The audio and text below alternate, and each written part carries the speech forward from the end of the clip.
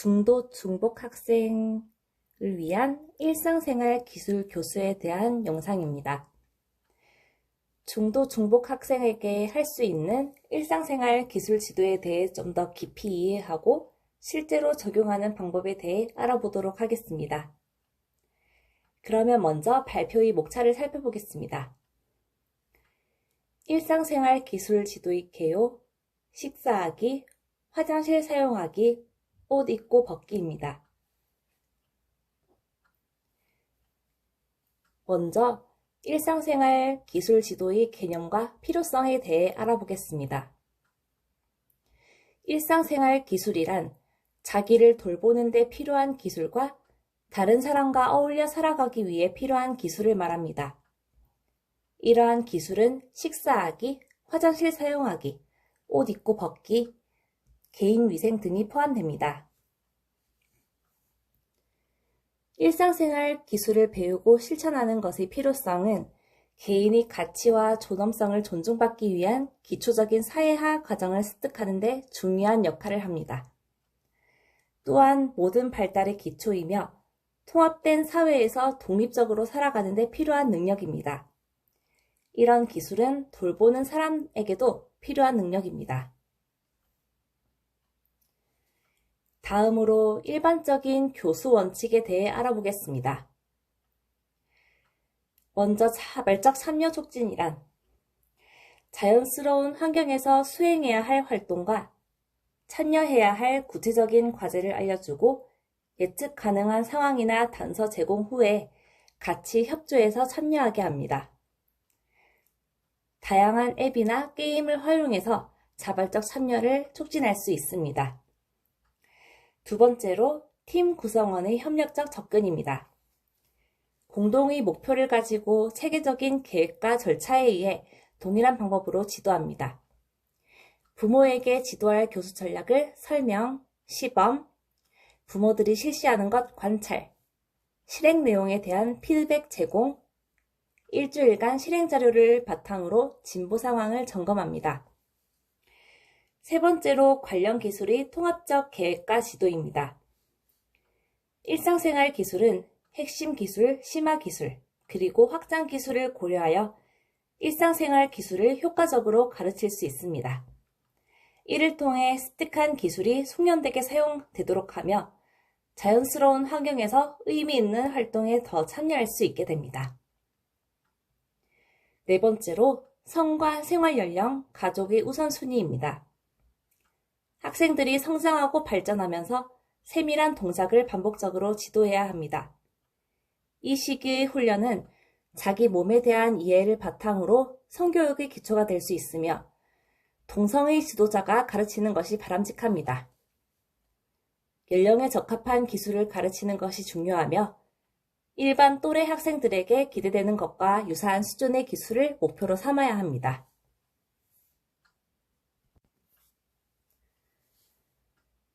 식사 행동은 신체 발달과 연관되어 있습니다. 씹고 삼키는 과정을 포함한 식사 행동은 구강운동 발달을 촉진하여 언어와 의사소통 발달에 영향을 줍니다. 또한 식사를 통한 영양 공급은 인지 발달에도 영향을 미치며 식사 행동은 정서 및 사회성 발달에도 영향을 줍니다. 식사하기 관련해서 평가 과정에서는 구강운동 기술, 자세 관련 평가, 식사 관련 문제 행동의 평가, 그리고 기타 사항을 살펴봐야 합니다. 중도 중복 학생의 경우엔 구강운동 발달 지체로 음식물 섭취에 어려움을 겪을 수 있습니다. 뇌성마비 학생의 경우 비정상적 근육 움직임과 근긴장도 이상으로 인해 편안한 자세 유지가 어렵습니다. 이로 인해 음식량이 적거나 식사 소요 시간이 길어지거나 근긴장도로 인해 과다 피로를 겪을 수 있습니다. 이러한 문제를 해결하기 위해서는 전문가와 지속적으로 협력하며 필요한 소근육 운동 능력 등을 평가한 후에 계획을 수립해야 합니다. 문제 행동의 평가 과정에서는 너무 빨리 또는 천천히 먹는 것, 이식증, 거부, 편식, 과다한 양의 식사 등을 주의 깊게 살펴봐야 합니다. 식사행동 기능적 진단과 식사 관련 기능을 점검할 수 있는 의학적 진단, 건강상태 검사 등과 같은 다른 영역과 협력이 필요합니다. 지원팀은 음식물의 형태, 식사 시간, 방법, 장소 등을 평가한 후 결정하게 됩니다. 식사 기술에 대한 평가는 식사 지도 과정에서 영양 및 건강 상태에 대한 점검이 요구되며 피로감의 증가, 절대적 식사량과 성장 필요 열량 부족, 영양 섭취 문제를 예방해야 합니다. 가족의 문화 및 식사 습관도 고려해야 합니다. 식사 지도 계획 수립 시에는 다음과 같은 요소들을 고려해야 합니다. 의학적 정보와 영양학적 요구사항을 파악하기 위한 필요한 정보를 수집합니다. 식사 보조기기는 식사 지도를 위한 가장 효과적인 절차와 식사 보조기기를 파악하는 것과 관련됩니다. 일반화와 관련해서는 자연스러운 환경에서 정해진 시간에 지도를 진행합니다. 식사 자세 지도에서 주요 고려사항은 다음과 같습니다. 바른 자세 지도를 위해서는 정중선을 중심으로 좌우 균형이 맞게 정렬하며 이완되도록 머리를 약간 앞으로 구부린 자세를 유지합니다. 테이블과 의자 사이의 간격을 좁게 조절합니다. 식탁과 의자 높이를 적절하게 조절합니다. 몸통과 식탁 거리를 가깝게 유지합니다. 양팔을 식탁 위에 올려놓습니다. 적절한 크기의 식기와 수저를 사용합니다. 손 기능 보완을 위한 식사 보조기기를 사용합니다. 논슬립 패드류를 활용합니다. 손으로 먹기를 지도하는 전략은 다음과 같습니다. 손으로 쥘 수 있는 긴 모양의 빵이나 과자를 쥐고 잼이나 생크림 등에 찍어 먹도록 하여 손과 입의 협응 동작을 연습합니다. 과제 분석을 통해 손으로 먹기를 지도하며 최대에서 최소 촉진 절차나 점진적 안내법 등을 사용합니다. 장애아동의 경우에 잡기 기능이 발달하기를 기다리기보다 음식물에 관심을 가질 때까지 지도할 최적 시기를 파악합니다. 도구를 사용하여 스스로 먹기를 지도하는 방법은 다음과 같습니다. 숟가락, 포크를 잡는 방법과 입으로 가져가는 방법을 가르칩니다. 보조자가 옆에서 식사 도구를 바르게 들 수 있도록 손의 움직임을 조절해주며 속도를 조절합니다.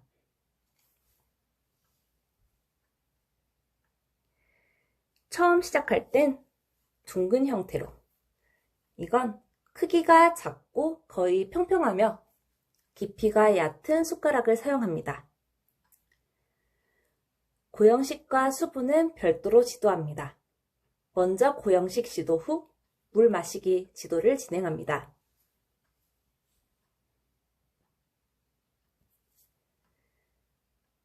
숟가락을 이용해서 마시기를 지도할 때는 숟가락으로 물을 떠서 학생의 아랫입술 위에 놓아주고 윗입술은 입을 다물듯이 내려서 물에 닿게 합니다. 컵을 이용한 마시기를 할 때는 아랫입술에 물컵을 대고 윗입술에 물이 닿도록 기울여서 컵을 바로 세워서 안전하게 삼키는지 확인합니다. 빨대를 이용한 마시기를 할 때는 15cm 정도의 가늘고 투명한 빨대를 사용하여 흡입되는 양을 점검하면서 지도합니다.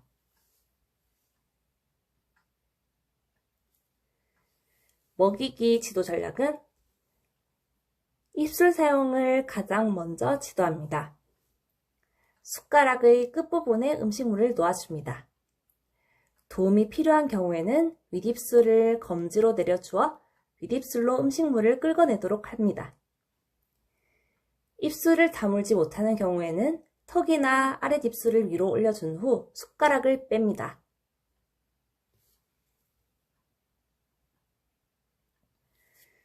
부적절한 식사 행동은 다음과 같이 관리할 수 있습니다. 식사 준비에 참여시키고 선택할 기회를 제공합니다. 식사 시간 중 의사소통에 참여하도록 합니다. 수정된 식사 도구를 사용하고 식사 후 정리활동을 진행하고 단서를 제시합니다. 그리고 환경을 수정합니다.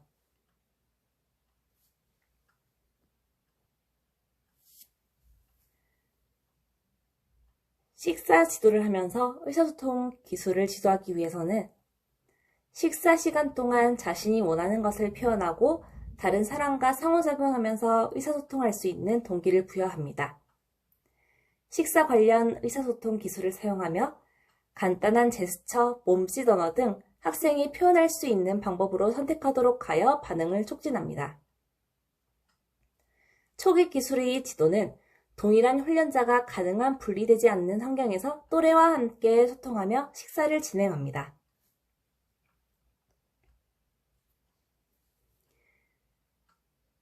음식물을 수정해서 지도하는 전략은 다음과 같습니다. 식사 지도 초기에는 음식물의 형태는 남아있으나 씹으면 쉽게 으깨지는 음식물로 지도합니다. 반유동식의 음식물이나 갈아 으깬 음식물로 시작하여 숟가락에 놓인 음식물을 긁어내어 입안으로 가져와 씹는 연습을 진행합니다. 이때 익숙해지면 혀로 눌러서 으깨지는 정도의 음식물을 제공합니다. 잇몸으로 씹었을 때 으깨지는 정도의 부드러운 음식물이나 잘게 썬 음식물로 연습을 이어갑니다. 씹기 훈련에서 베어 물거나 끊어 먹는 음식을 제외한 한 입 크기의 음식을 제공합니다. 다양한 종류 및 식감으로 된 식품을 제공합니다.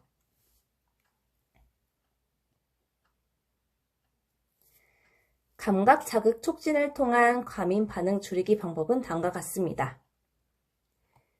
먼저 자극 거리 조절으로 먼 곳에서 시작하여 점차 가까운 곳으로 자극을 제공합니다. 얼굴에서 먼 곳부터 시작하여 점차 얼굴 쪽으로 자극을 이동시킵니다. 감각에 익숙한 부위에서 시작하는 것은 학생이 감각에 좀 더 익숙한 손이나 팔부터 시작하여 얼굴, 입으로 순차적으로 자극을 제공합니다.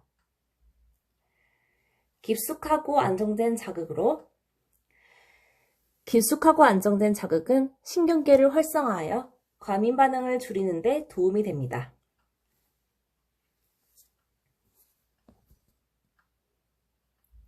위로관을 통한 음식물 섭취는 다음과 같습니다.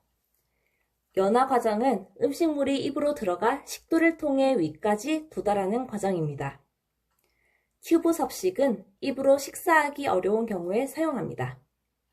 이때 주의점은 주입하는 동안 및 주입 후 1시간 정도 상체를 45도에서 90도 정도로 세워서 앉은 자세를 유지합니다.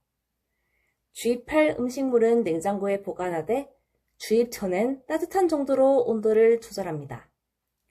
평상시에는 위로관 주변의 피부 자극, 위로관 막힘 등에 주의합니다. 통목욕, 수영은 자제하고 충돌의 위험이 있는 운동을 제한합니다.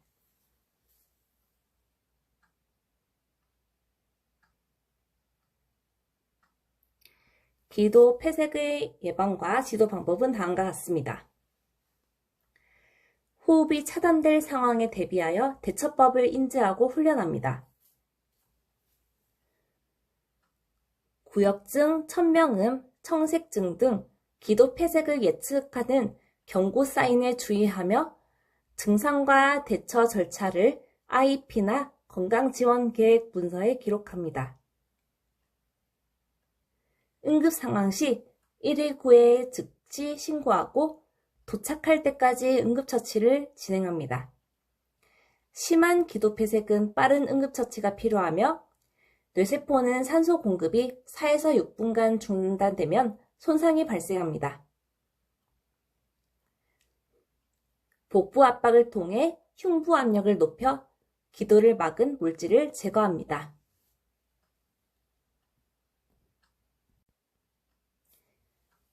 예방 측면에서는 바른 자세 지도로 호흡 장애를 예방합니다. 자세 잡기를 통한 예방을 실시하며 식사 자세는 수직 상태로 유지하고 식사 후 45분간 이 자세를 유지합니다.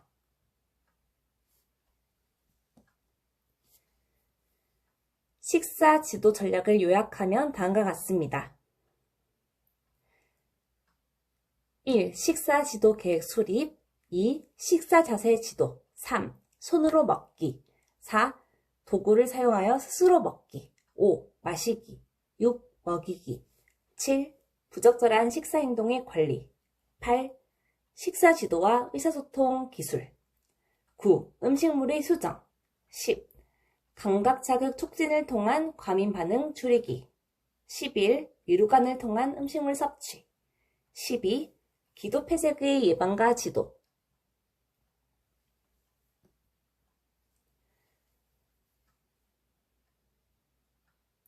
팀 구성원들은 공동의 목표를 가지고 체계적 계획과 절차에 의해 동일한 방법으로 지도를 진행합니다. 가정에서도 동일한 과제들을 수행하며 부모에게 지도할 교수 전략을 설명하고 시범을 보여줍니다. 부모들이 실시하는 것을 관찰한 후 실행한 내용에 대한 피드백을 제공합니다. 일주일간 부모의 실행 자료를 바탕으로 진보 상황에 대해 점검합니다.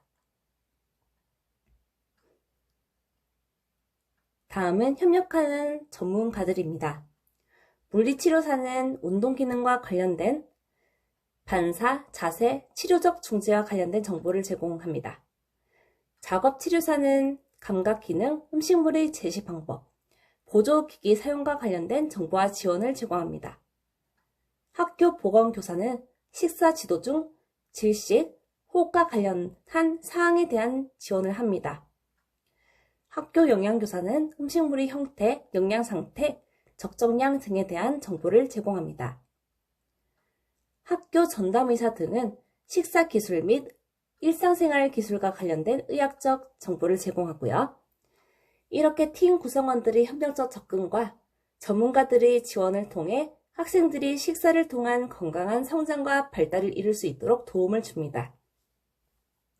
이 과정에서 전문가들과 부모의 꾸준한 교류와 협력이 중요하며 지도 전략을 지속적으로 개선하고 적용하여 최적의 결과를 이룰 수 있도록 노력해야 합니다.